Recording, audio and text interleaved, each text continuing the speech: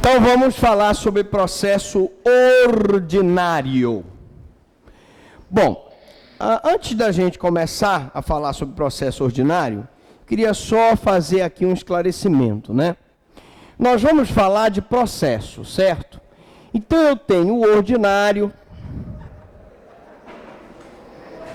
o sumário e o sumaríssimo, né? Sumário, desculpa, deixa eu ajeitar, sumário e o sumaríssimo, tá? E eu posso dividir aqui em comum e especial. Comum que nós vamos ver aqui e os processos especiais, aqueles relacionados a crimes praticados por funcionários públicos, crimes contra a honra, crimes praticados na lei de falências, né? E crimes contra a propriedade intelectual, tá bom? Então vamos hoje falar sobre processo ordinário. Então, segundo o Mirabete, o processo é constituído de uma série de atos e se realizam, se desenvolvem no tempo destinados à aplicação da lei penal no caso concreto. Então, a primeira coisa que eu queria esclarecer para vocês é que o processo, ele é a sequência de atos. É a oitiva da vítima, oitiva das testemunhas de acusação, oitiva das testemunhas de defesa, certo? Interrogatório do acusado, razões finais e sentença. Essa oitiva de atos é que responde pelo processo. Segundo o Mirabete, o processo é constituído de uma série de atos. Qual a finalidade do processo penal? A finalidade do processo penal é a aplicação da lei ao caso concreto. Então, a aplicação de uma sanção penal, que pode ser uma pena privativa de liberdade, uma restritiva de direito ou uma multa. Ou, se a pessoa for inimputável, uma medida de segurança. Como nós já vimos em aulas anteriores, há 3 tipos de sistemas processuais: o inquisitivo, o acusatório e o misto. No Brasil, nós adotamos o sistema acusatório. Quando uma pessoa pratica o crime, esse crime normalmente ele é apurado através de inquérito policial. Se a pessoa estiver em flagrante delito, vai ser feita a autuação em flagrante delito. Esse inquérito policial será remetido para o Ministério Público, que vai oferecer uma ação penal, ou para o particular, se for crime de ação penal privada, que vai oferecer uma queixa, e aí nós teremos um processo em que devem ser respeitados os princípios do estado de inocência. Ninguém vai ser presumido culpado, salvo em sentença transitada em julgado, do contraditório, em que a pessoa, toda vez que a parte acusatória tiver a oportunidade de se manifestar, eu tenho que dar oportunidade para a defesa. O princípio da verdade real, que no processo penal é muito importante, porque eu preciso descobrir a verdade dos fatos, eu não presumo culpa, como no processo civil, em que vigora o princípio da verdade material, em que há a possibilidade de presunção dessa culpa. O princípio da oralidade, os atos processuais são praticados oralmente, mas reduzidos a escritos. O princípio da publicidade, todos os atos devem ser dados ciência para as partes, e salvo aqueles em que a lei faz o segredo, admite o segredo de justiça, como investigação de paternidade, divórcio, guarda. A obrigatoriedade, que é a obrigação que tem as partes de levar o processo até o fim para provar a autoria e materialidade e aplicar uma pena, ou para provar a inocência e a pessoa ser absolvida. A oficialidade, que determina que tanto o juiz, quanto o promotor, quanto o defensor devem ser órgãos oficiais investidos pelo Estado para funcionarem no processo.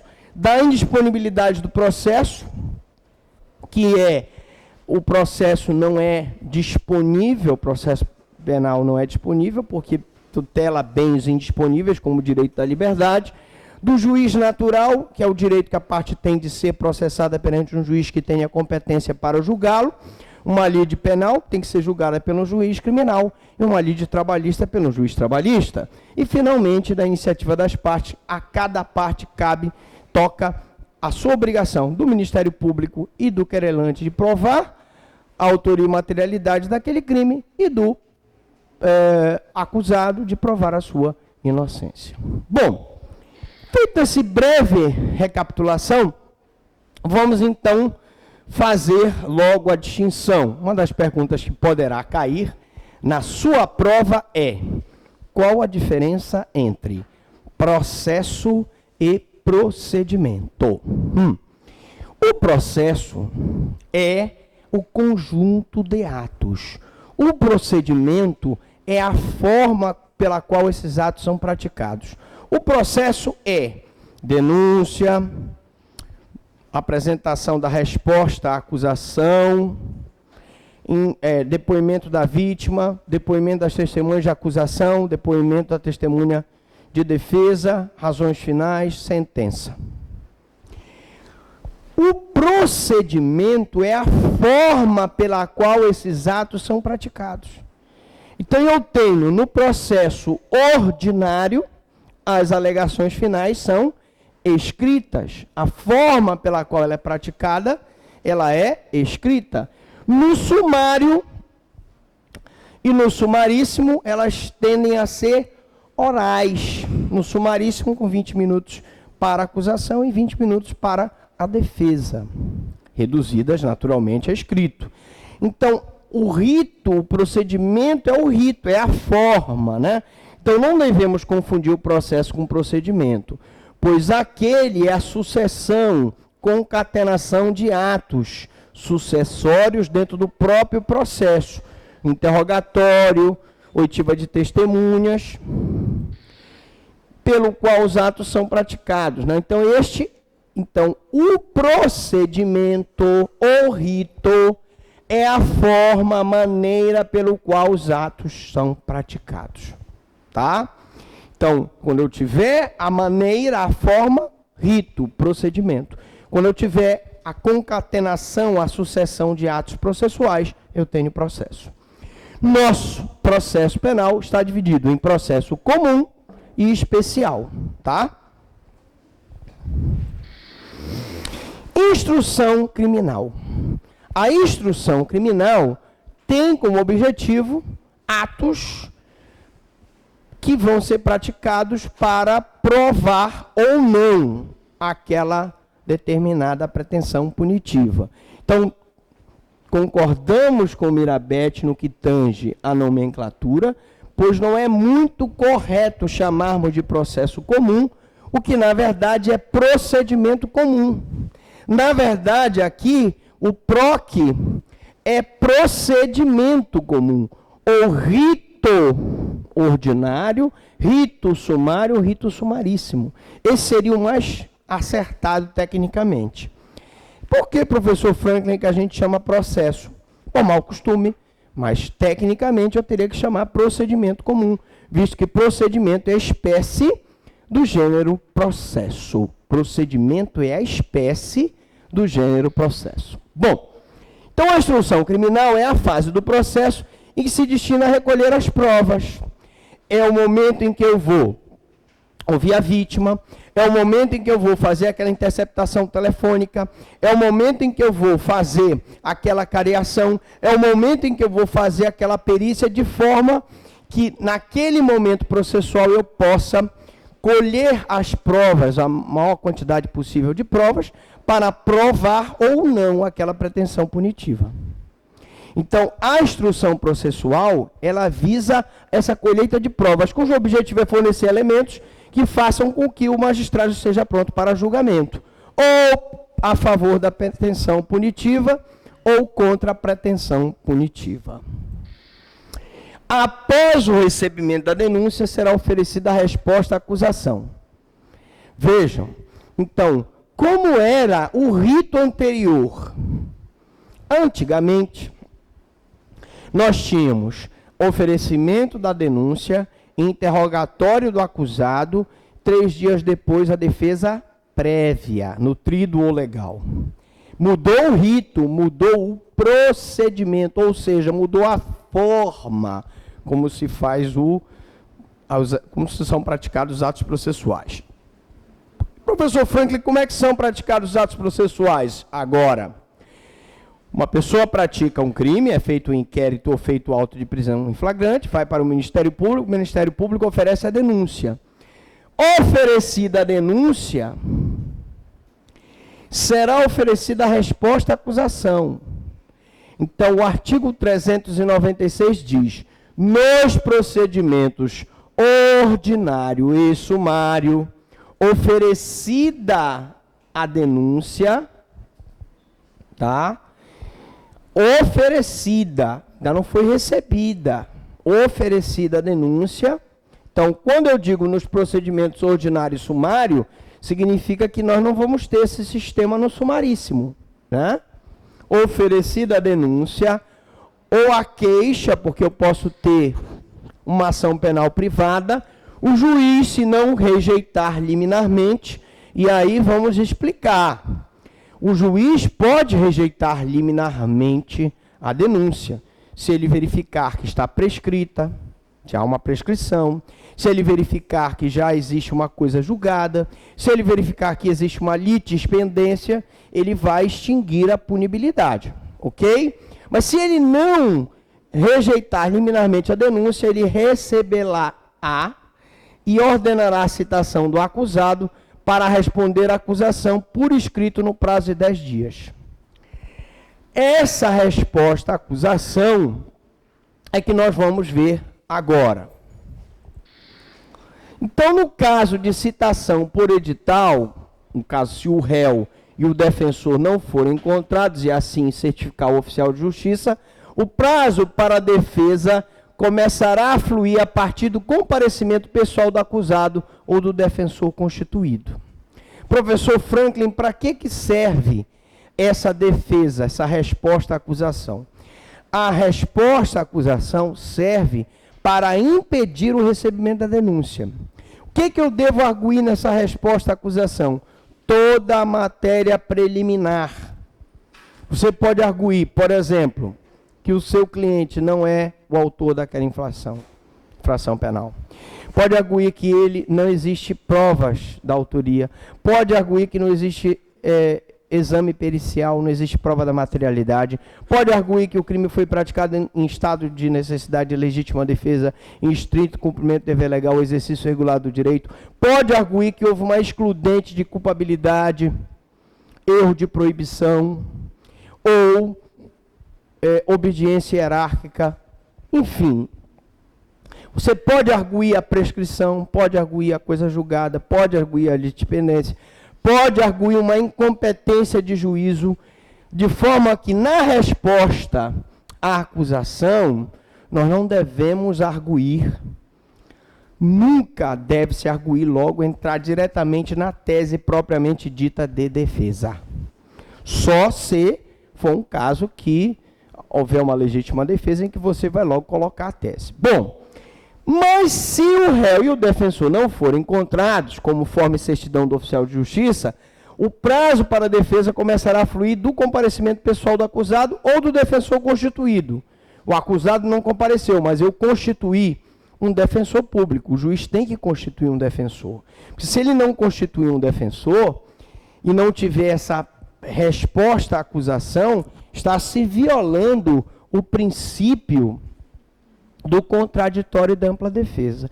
Eu tenho obrigatoriamente, se o ofendido não comparecer, de mostrar a necessidade de nomear um defensor, ainda que dativo, para apresentar essa resposta à acusação. Muito bem. Então, decretada a revelia do réu, né, resposta à acusação. Citado regularmente, seu defensor deve ser intimado para que no prazo de 10 dias apresente a resposta à acusação. Como eu disse, essa resposta à acusação, como ela é preliminar, para que a denúncia não seja recebida, você deve arguir toda a matéria preliminar possível, incompetência do juízo, prescrição, coisa julgada, litispendência, etc. Nas razões finais, mais adiante, sim, é que tu deves incluir a tese propriamente da tua defesa. Tá certo? Bom,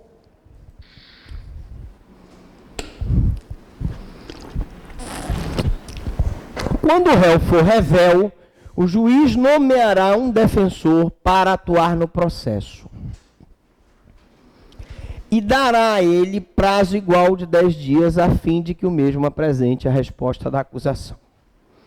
Vamos aqui falar sobre a revelia no processo penal. Há no processo penal a possibilidade de revelia. Revelia, há possibilidade. Mas não há possibilidade no processo penal de confissão sobre a matéria de fato, porque o princípio da verdade real impede a confissão sobre a matéria de fato. Mesmo que o acusado tenha confessado a autoria do crime, eu tenho por obrigação, por respeito ao princípio da verdade real, eu tenho que provar efetivamente que foi ele que praticou o crime. Então, isso é um princípio do processo penal. Eu posso decretar a revelia, mas mesmo decretando a revelia, eu tenho que nomear um defensor para apresentar a resposta à acusação no prazo de 10 dias. Porque se eu não nomear um defensor e não tiver a resposta, aquele processo vai gerar nulidade absoluta por violação do princípio do contraditório e da ampla defesa, que são princípios de ordem pública. A intimação para que o defensor apresente a resposta à acusação é obrigatória, sob pena de nulidade do processo, visto que assim, se assim não for, causará cesseamento de defesa. O cesseamento de defesa, a violação do contraditório, do devido processo legal, gera nulidade absoluta, porque esse processo, gente, ele precisa do contraditório e da ampla defesa.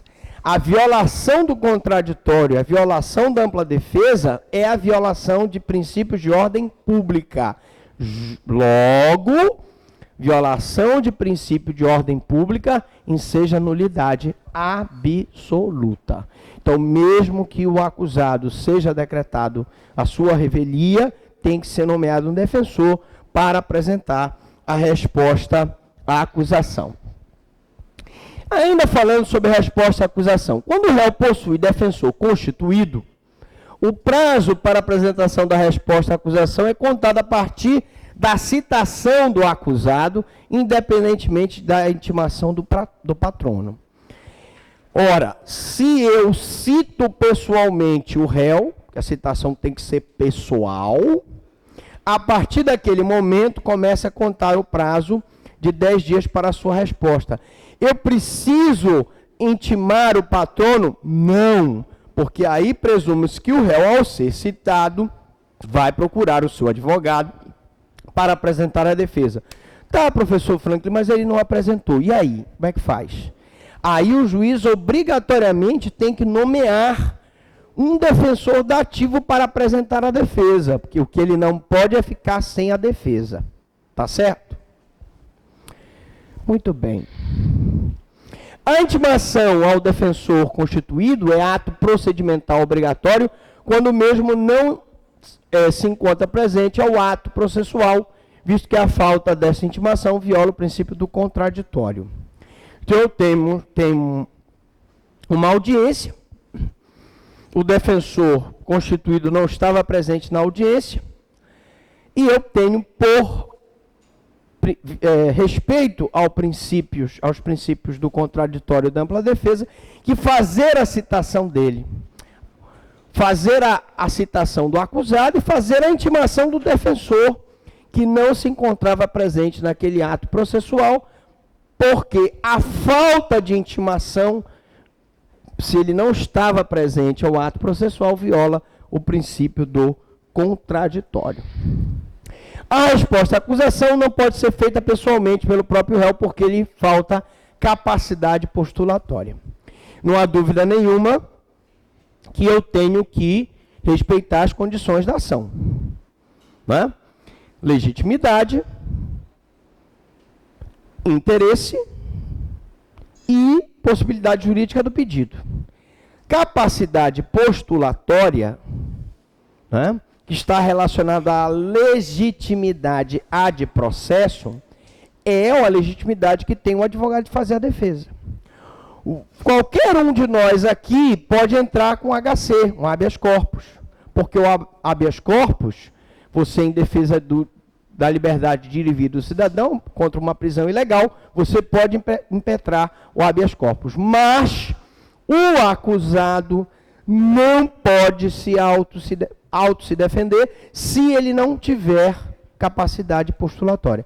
Ah, professor, mas ele é advogado, ele quer se defender. Não há problema, ele faz a sua própria defesa. Mas se ele não for advogado e não tiver capacidade postulatória, ou um advogado fará, ou um defensor fará. Porque quem não tem capacidade postulatória não pode fazer a resposta à acusação. Resposta à acusação. Ainda falando sobre a resposta. Caso o réu não apresente a resposta à acusação dentro do déclopo processual, ocorrerá a preclusão do direito, mas tem-se admitido que o recebimento da resposta à acusação fora do prazo é mera irregularidade inconsequente. Tá? O que significa isso? Mera irregularidade inconsequente. Significa que a parte, ela não pode ficar sem essa resposta à acusação.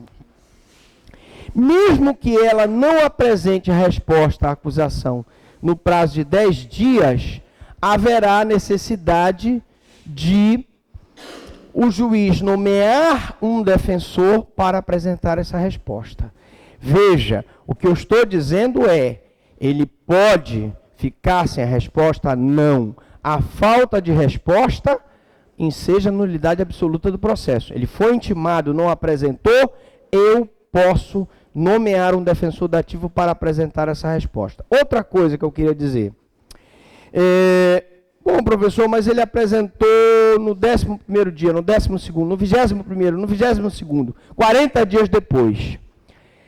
Tem-se entendido que essa apresentação intempestiva da resposta é mera irregularidade inconsequente.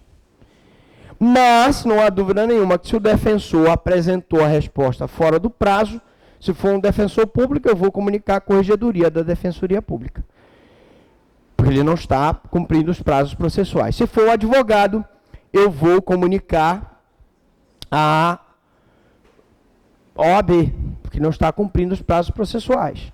Eu tenho que cumprir o prazo legal, que é de 10 dias. Mas a falta da resposta no prazo é mera irregularidade, até porque ele não pode ficar sem a resposta. Muito bem. Encerrada a instrução, se ocorrer nova definição jurídica não contida na acusação, o MP deverá aditar a inicial no prazo de 5 dias e será ouvido o defensor no mesmo prazo.